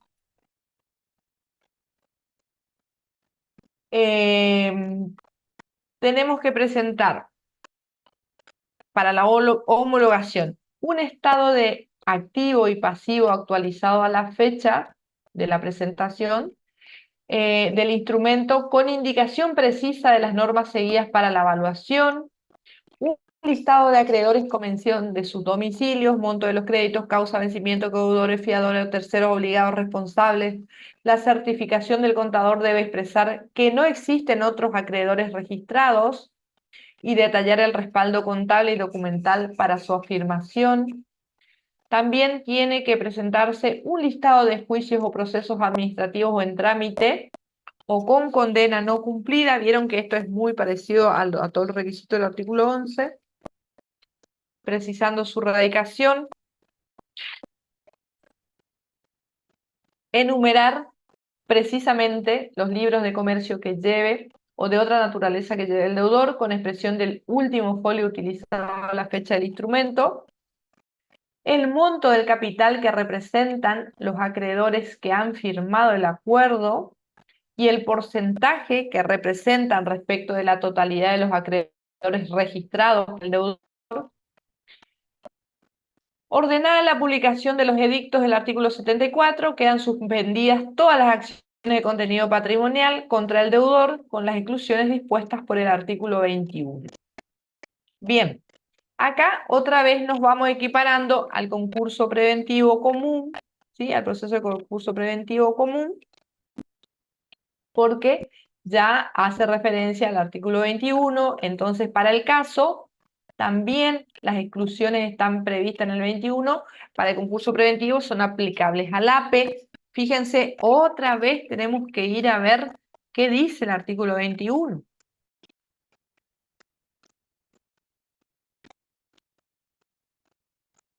Quedan suspendidas todas las acciones de contenido patrimonial contra el deudor, lo mismo que en el concurso común, salvo las exclusiones dispuestas por el artículo 21. ¿Cuáles eran las exclusiones dispuestas por el artículo 21? Expropiación, juicio de familia, laborales, Muy bien, Ezequiel. el tema de, había lo último, no me acuerdo, uno más, creo hecho. A ver, ¿quién ayuda ahí? Cuando es Expropiación. Consorcio pasivo. Muy bien, muy bien. Entonces, ¿vieron cómo vamos a tener que ir rescatando conocimientos ya aprendidos? No ya aprendidos, ya aprendidos, ¿eh? No leídos, aprendidos. Bueno, con respecto a lo que es publicidad para el APE, la presentación del acuerdo para su homologación, porque en ese momento es que nosotros vamos a tener que dar a conocer, ¿eh? La presentación del acuerdo para la homologación debe hacerse conocer mediante edictos que se publicarán por 5 días en el diario de publicaciones legales de la jurisdicción del tribunal y un diario de gran circulación del lugar. O sea, de la misma forma que el concurso, la presentación a concurso. Si el deudor tuviera establecimientos en otra jurisdicción judicial, también debe publicar edictos por el mismo plazo en el lugar de ubicación de cada uno de ellos y en su caso en el diario de publicaciones oficiales respectivo. O sea, otra vez para la publicidad, para los edictos, tenemos que ir a ver artículo 27, 28, bien. Bueno, oposición. ¿Qué pasa acá? Podrán oponerse al acuerdo los acreedores denunciados y aquellos que demuestren sumariamente haber sido omitidos, que también puede pasar, ¿eh? Puede pasar así como en el concurso preventivo común. Acá puede ser que el deudor haya omitido referirse a algún acreedor, entonces no esté en el listado previsto en el inciso 2 del artículo 72 y bueno, entonces se puede oponer gracias a que se enteró a través de los edictos. Bien. La oposición deberá presentarse dentro de los 10 días posteriores a la última publicación de edictos y podrá fundarse solamente en omisiones o exageraciones, fíjense, omisiones o exageraciones del activo o pasivo o la inexistencia de la mayoría exigida por el artículo 73. Porque fíjense que acá se opone a la homologación del acuerdo, ¿eh? ¿Quiénes son legitimados a oponerse a esa homologación que están pidiendo en la jurisdicción? Acreedores denunciados y aquellos que demuestren sumariamente haber sido omitidos. ¿Dónde? En el listado del inciso 2 del artículo 72. Me agarro calor otra vez. Bueno. ¿Vieron? Un horror. ¿Vieron esa, cuando te dice señora y bueno, todos esos calores que uno le están agarrando? No se rían, pero ¿qué le vamos a hacer? ¿Quién le dice? Como que me pongo el saco, ¿cómo era ese? Me saco el pongo, me pongo el pongo. Eso, bueno, así estoy con mi saco. Bueno, entonces, bien, seguimos. Podrá fundarse solamente, entonces, la oposición en omisiones o exageraciones del activo o del pasivo o la inexistencia de la mayoría exigida por el artículo 73, que ya dijimos cuál era la mayoría exigida. de ser necesario, se abrirá a prueba. Acá tenemos, vieron, sumariamente la posibilidad de que se abra a prueba por 10 días. Y el juez resolverá dentro de ese marco también de 10 días posteriores a la finalización del periodo probatorio. Si estuvieran cumplidos los requisitos legales y no mediaren oposiciones, el juez, ¿qué va a hacer? Homologa ese acuerdo, ese AP, homologa. ¿Cuáles van a ser los efectos de la homologación? Bien, el acuerdo, si se homologa, conforme a las disposiciones de esta sección, produce los efectos, y acá es donde nosotros vamos a ir a tomar, repito, lo aprendido anteriormente. ¿Por qué? ¿Qué dice la ley? El acuerdo homologado conforme a las disposiciones de esta sección produce los efectos previstos en el artículo 56. Nosotros ya estudiamos el artículo 56, ¿recuerdan? Y queda sometido a las previsiones de la sección 3, 4 y 5 del capítulo 5 del título 2 de esta ley. Entonces, todo lo que sea efectos, nulidad, incumplimiento del acuerdo homologado en el concurso preventivo, todo es aplicable, todo esto es aplicable al AP. Todo lo que ustedes ya estudiaron teóricamente. Entonces, yo le puedo preguntar a usted en el concurso, yo le puedo preguntar a usted en el examen. Chicos, ¿me hablan de las cuestiones del artículo 56 respecto al APE? ¿Me hablan de incumplimiento, de la nulidad del APE? Usted se tiene que remitir a lo que ya estudiamos para el concurso preventivo común. ¿Bien? Bueno, esto nos posibilita preelaborar un acuerdo preventivo y homologarlo de manera acelerada sin necesidad de promover y transitar todos los pasos o todas las etapas del concurso preventivo per se. Esto permite en la práctica lograr casi los mismos efectos con economía y tiempo y costos, menores costos, ¿sí? Ahora bien, puede pasar que el acuerdo preventivo, mal llamado extrajudicial, vamos a llamarle como le llama Rublión, acuerdo preventivo abreviado, no se homologuen. El juez dice, no, señores, no voy a homologar. A ver, ¿cuál va a ser el efecto? En principio que va a ser válido como mecanismo de reorganización informal, ¿sí? Es obligatorio exclusivamente para quienes lo han suscripto, res inter alios para los acreedores no partícipes, lo lamento. Es obligatorio exclusivamente para quienes lo han suscripto si no pusieron la cláusula que también dice no va a ser aplicable, no va a servir igual entre las partes para el derecho común. Es de naturaleza contractual, se rige por la legislación común a los contratos, o sea, no concursal, lo aclaramos porque va a tener totalmente distintos efectos. Ya no requerirá unanimidad ni mayorías, según las categorías. Hay libertad absoluta de las partes sobre los convenios pactados, no exigen el respeto de igualdad de trato entre los acreedores, es decir, no rige el principio de igualdad para los acreedores, se pueden acordar condiciones diferentes con cada participante, carecen de los efectos generales sobre los acreedores en el concurso preventivo, por ejemplo, suspensión de acciones individuales, que todo eso estaba en el 21, e interrupción del curso de los intereses, salvo que se pacten, en cuyo caso solo rigen entre partes. Su incumplimiento obviamente que no da lugar a la automática declaración de quiebra indirecta. Los actos otorgados serán con las normas comunes de la ineficacia de la falencia y podrán ser declarados inoponibles si se declara la quiebra. Bien, entonces acá una jurisprudencia y es todo cuanto tengo para decir, señores. Muy bien. Si ustedes van viendo, nosotros hay muchas cosas que ya estudiamos del tema, vimos las lo que es puntual para el caso, y así vamos a ir desarrollando los que ya estuvieron alguna vez conmigo en el curso, así vamos a ir desarrollando los temas que vengan. Porque en la quiebra también, cuando veamos proceso de verificación, que en la quiebra se llama periodo informativo, vamos a ir rescatando lo que es distinto, y si no, me voy a remitir a lo que ya estudiamos. Por eso vayan leyendo, y si tienen que ir para atrás, vayan, porque siempre les va a servir para lo que venga adelante. ¿Sí? Bueno, gente. Acá nosotros estaríamos, voy a mirar el programa de nuevo,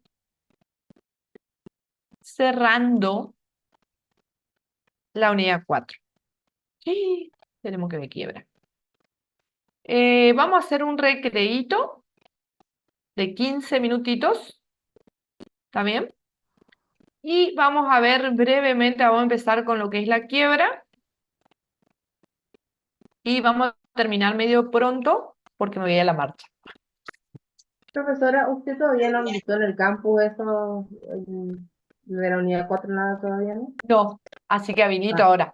Está hasta la 3, ¿sí? Habilito ahora. Pero nos tomamos 15 minutos, hasta ahí 20, ¿sí? Dale, profe, sí. Ok, Súper. Profe.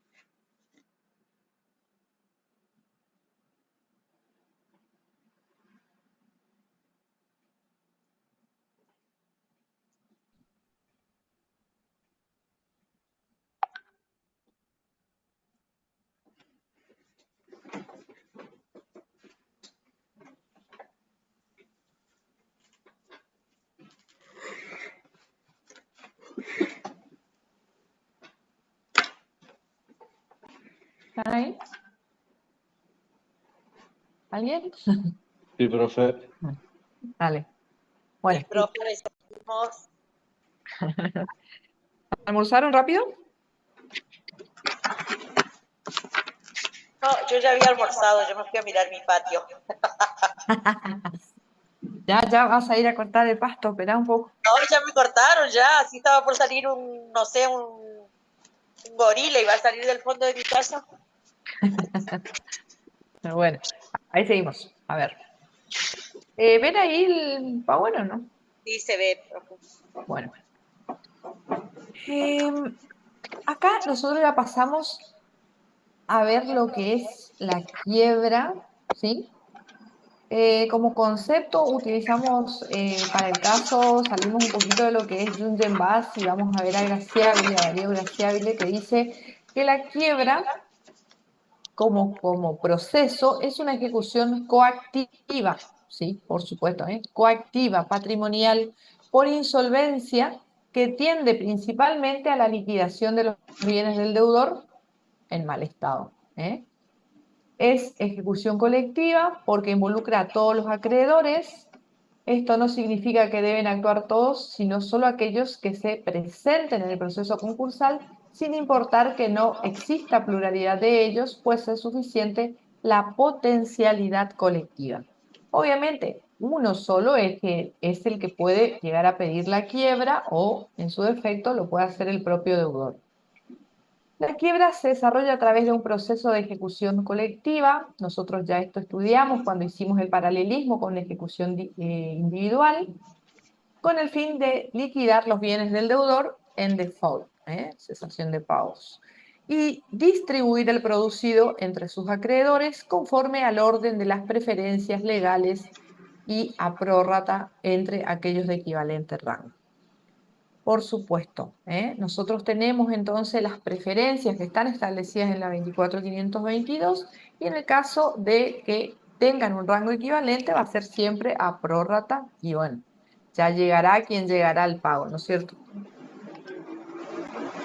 Como ya se ha hecho mención, la quiebra como fenómeno económico y sociocomercial nace, podría decirse, conjuntamente con la civilización misma ante la existencia de la relación deudor-acreedor. Entonces, ¿recuerdan cuando nosotros vimos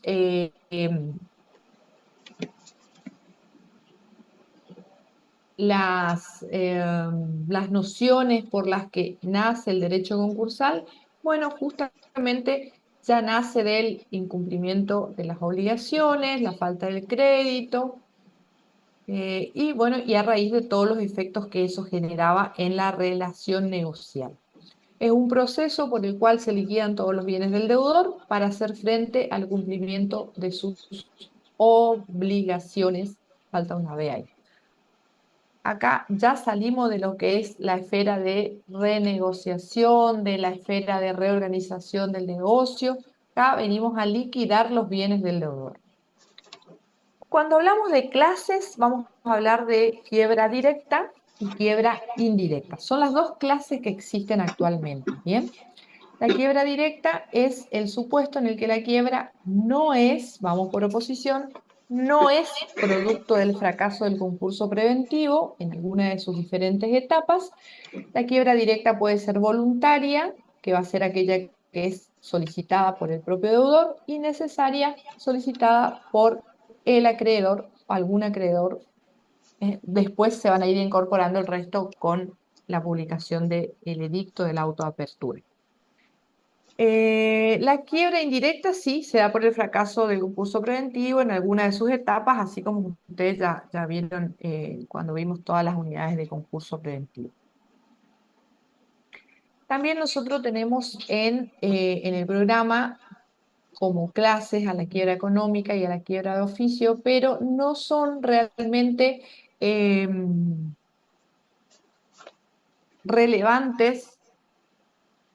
Un momento, por favor.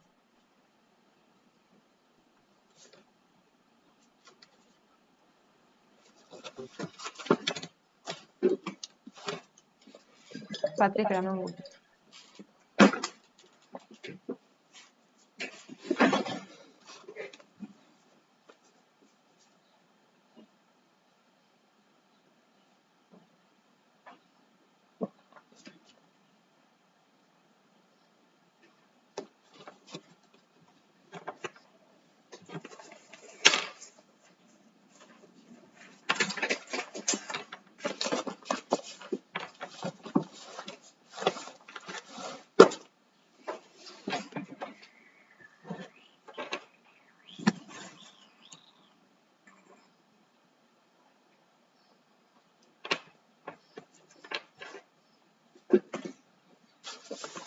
Bueno, ahí sigo. Entonces, no son relevantes estos dos tipos de quiebra, ya que no influyen para nada, no tienen ningún efecto legal. La quiebra económica, también llamada virtual o de hecho, no existe en el derecho, ya que para que exista en el derecho es necesaria que haya una declaración judicial que recepte el estado de impotencia patrimonial. Es decir, de hecho o económica, virtual, cuando cualquier persona puede estar en estado de insolvencia, pero no hay una resolución judicial que aprenda ese conocimiento de hecho, ¿bien? Por lo tanto, no tiene ningún efecto jurídico, así que no es relevante para nosotros. Situación económica, es una situación económica extrajurídica, existencia del estado de cesación de pagos, pero no hay una resolución judicial. Y la quiebra de oficio es aquella pedida de oficio por el juez a instancias del fiscal no es admitida en nuestra legislación concursal, ya que actualmente prima el principio dispositivo o de rogación.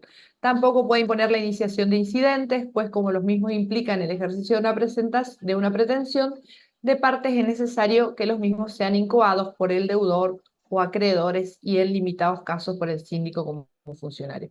En realidad tampoco existe, era utilizada en el derecho patrio. Bien. Para el caso de quiebra indirecta, si el deudor no presenta en términos sus propuestas, ¿se acuerdan que lo habíamos estudiado cuando estudiamos propuesta del acuerdo preventivo? ¿Sí? Ahí decíamos que si el deudor no presenta en términos sus propuestas, la pregunta de examen, creo que hice una de estas preguntas, dije, ¿cuál era el término en el que el deudor tenía que presentar sus propuestas? También hice la pregunta de que en qué momento tenía que presentar al juez el acuerdo. Otro caso, si el deudor no obtuvo las conformidades para lograr el acuerdo preventivo, en los términos del artículo 46, si no logra los acuerdos, va a quiebra indirecta también. Si el deudor no obtuvo las conformidades de los acreedores privilegiados cuando así lo haya condicionado, recuerden ustedes el artículo 47 que tiene una redacción horrorosa que no se entiende, y las dos posibilidades que tiene en ese caso. Si el juez declara procedente la impugnación del acuerdo, es decir, que estima que procede en virtud de que alguna de las 5 causales de impugnación puede tomarse en cuenta, en consideración, estima procedente, y bueno, en ese caso va a ir a quiebra indirecta. Si el concursado no paga los honorarios, también. Si el juez decreta la nulidad del acuerdo homologado, habiendo superado la etapa de homologación, el acuerdo se homologa y a posteriori yo conozco alguna de las 3 causas de nulidad, que son muy parecidas a las de impugnación, que además en ellas siempre tiene que haber dolo, recuerden eso, bien va a ir a quiebra indirecta. Si el deudor no cumple total o parcialmente con el acuerdo preventivo, también va a ir a quiebra indirecta. Esto puede ser a instancia del propio deudor, a instancia del comité de control, a instancia del síndico, ¿sí? También, o de algún acreedor, mejor dicho.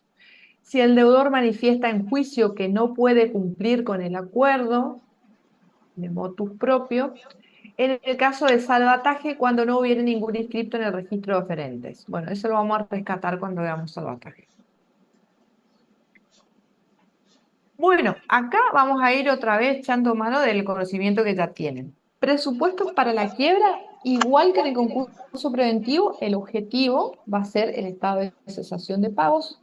El subjetivo también vamos a utilizar el del concurso preventivo, es decir, pueden ser sujetos pasibles de quiebra, los mismos que están en el artículo 2 de la ley.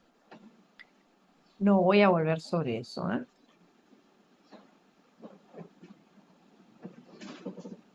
Metodología de la quiebra.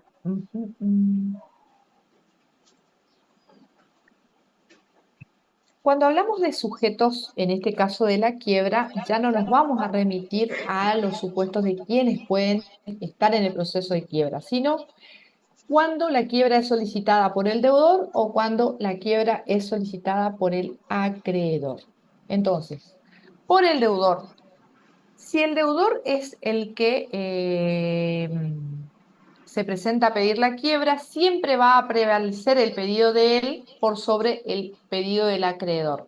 Cualquiera sea su estado, siempre y cuando o mientras no se haya declarado la quiebra. ¿Sí?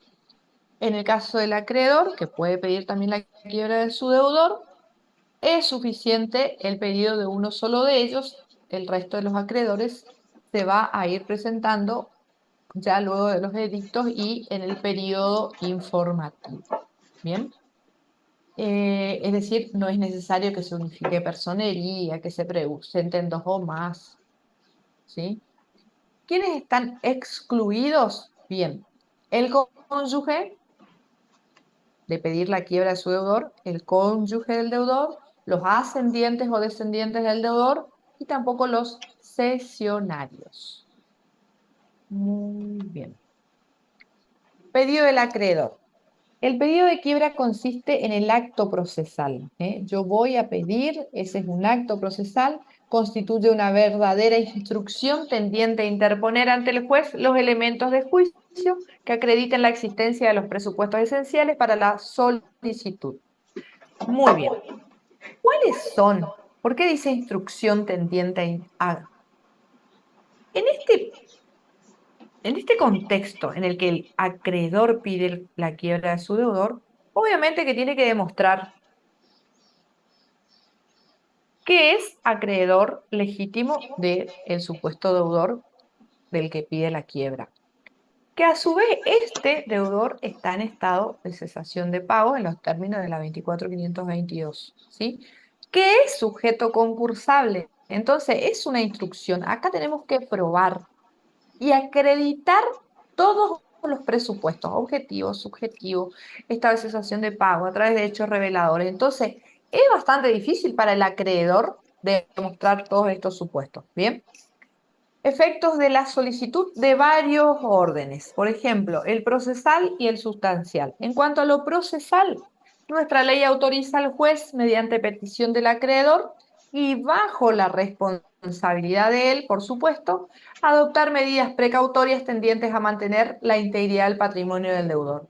Fíjense el grado de importancia de las medidas de orden procesal, ya que respecto del deudor, aceptada la solicitud, se toman medidas precautorias.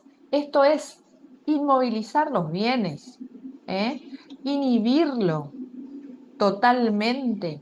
Entonces, por eso es siempre bajo la responsabilidad del sujeto acreedor que pide la quiebra, porque le generaría muchísimas complicaciones si el acreedor estuviera mintiendo o no fuera tan real la situación como él manifiesta cuando presenta su solicitud de quiebra. Efectos de orden sustancial. La ley también considera que los pagos que haya recibido el acreedor de parte del deudor se consideran como pagos hechos a favor de todos los acreedores e impone la obligación de reintegrarlos o devolverlos. Ese es un efecto de orden sustancial. Otros efectos. La petición de la quiebra interrumpe el curso de la prescripción liberatoria. ¿Cuáles pueden ser las medidas precautorias? Bien, en cualquier estado de los trámites antes de la declaración de quiebra, a pedido y bajo la responsabilidad del acreedor, el juez puede decretar medidas precautorias. Siempre van a ser, obviamente, de protección de la integridad del patrimonio del deudor. Pueden ser inhibición general de bienes, intervención controlada de los negocios u otras que el juez estime más adecuadas para el caso en cuestión. Siempre con los presupuestos propios de todo proceso cautelar, que son verosimilitud en el derecho, peligro en la demora y contracautela. La cuestión de la contracautela está bastante discutida en la doctrina, pero vamos a tomar como que todas estas medidas se deben tomar con estos presupuestos. Si no recuerdan qué es verosimilitud en el derecho, vayan y busquen. Peligro en la demora también y contracautela también. Los tres supuestos propios de cualquier proceso cautelar. Bien. Prohibición de recibir pagos del acreedor. La ley establece una presunción. Cuando el acreedor peticionante, luego de promovida la petición de quiebra, recibiera cualquier bien en pago o dación en pago de un tercero para aplicar al crédito hecho valer en el expediente, se presume que se han entregado y recibido en favor de la generalidad de los acreedores, siendo inoponibles a ellos otro carácter. Entonces, quiere decir que se presume que el pago hecho al acreedor demandante de la quiebra fue hecho en favor de todos. O sea que tiene que devolver en el ámbito judicial, por supuesto, ese valor para que sea agregado a la masa de patrimonio que se va a liquidar. Bien. El acreedor peticionante de la quiebra deberá probar. Por eso decimos que es una verdadera instrucción y un acto procesal. Deberá probar ser titular legítimo del crédito, la existencia del crédito y su exigibilidad, haber demostrado los hechos reveladores exigidos por la ley, artículo 79, como con su enumeración no taxativa, que el deudor es uno de los sujetos pasibles de quiebra, o sea, está en el marco del artículo 2. Entonces, el juez libra cédula emplazando al deudor para que éste, dentro de los 5 días de notificado, invoque y pruebe, fíjese, invoque y pruebe ya cuanto estime conveniente a su derecho. ¿Qué puede decir el deudor? A ver. El deudor, una vez notificado, puede decirle al juez en ese marco de tiempo que es de 5 días.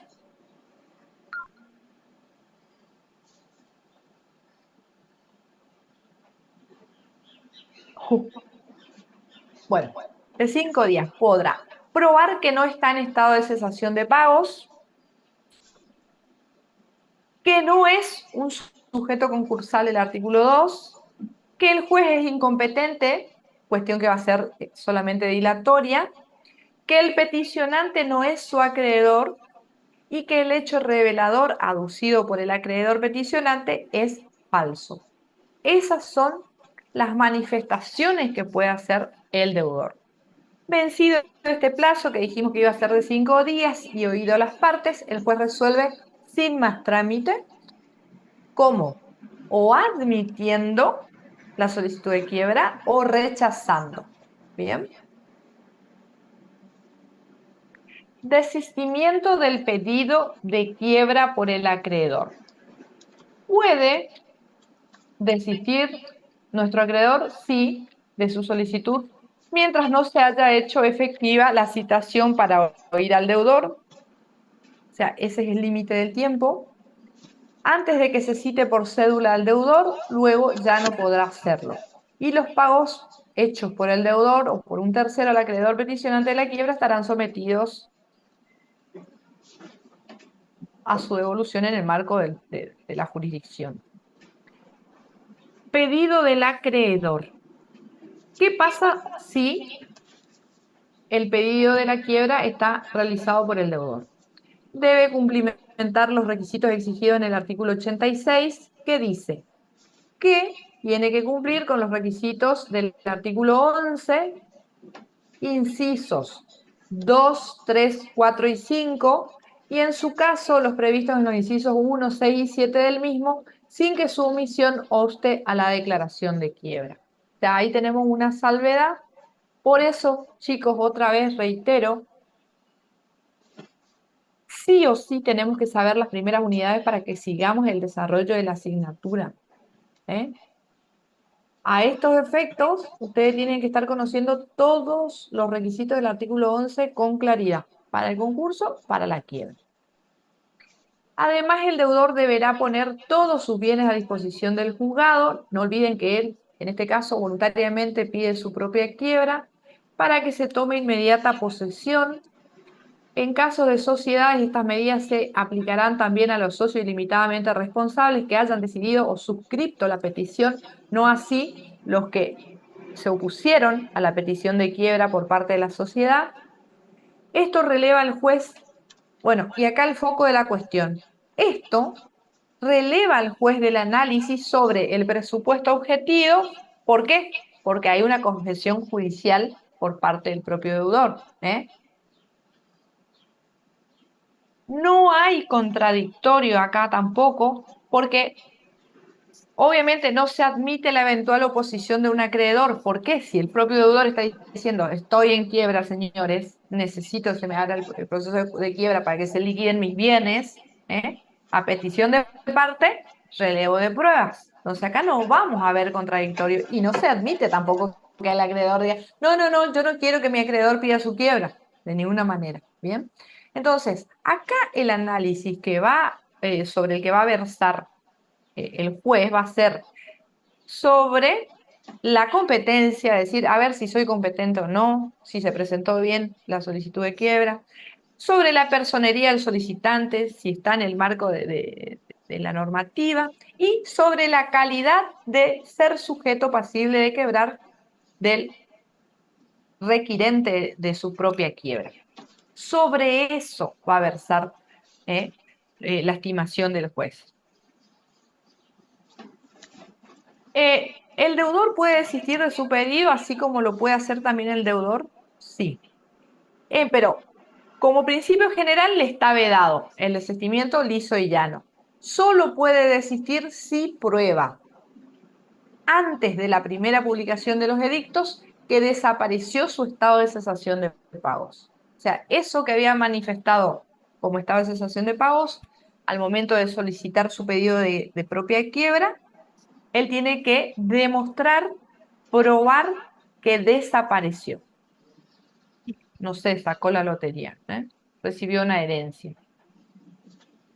Bueno, y en virtud de el tiempo, chicos, y en virtud de que sigamos con una universidad pública que pueda llegar a todos, yo me retiro de esta clase porque voy a ir con otros docentes de nuestra facultad a la marcha. El que avisa no traiciona, me voy para allá. ¿Sí? Bueno, Yo voy a, independientemente de las consideraciones políticas de cada uno, yo la verdad que en este caso, con este tema, creo que hay que apoyar a la universidad pública porque el presupuesto está mal. Yo trabajo en la facultad hace mucho tiempo, no solamente como docente, sino que trabajé en el área de extensión, en el área de investigación, también estuve en posgrado y especialmente estuve mucho tiempo en secretaría académica, así que conozco bastante de lo que es el manejo de la facultad. Estoy hace muchos años y creo que no está bien, ¿sí? Y me parece que o sea, no suelo compartir este tipo de cosas, pero sí, en esta oportunidad me parece que hay que poner la cara. Así que bueno, solamente por esas razones me voy a retirar. Yo después voy a habilitar el campus y seguimos en contacto. Ya saben, voy a tratar de subir mañana las notas para que no estén en ese estado de incertidumbre total que ya me manifestaron están. Lo voy a tratar de hacer sin falta para mañana. Me disculpo por la demora, no suelo demorar, pero bueno, se me complicaron algunas cositas. Y bueno, ya saben que la fecha se corrió también, así que con más tranquilidad, ¿sí? Porque ya están bueno, pues, seguros que... les mando un abrazo y estamos hablando, ¿sí? bueno, pues, mucha suerte, que le vaya muy bien. Dale, nos vemos, Adherimos, gracias. adherimos. Hasta Bien, luego. bien. Chau, chau.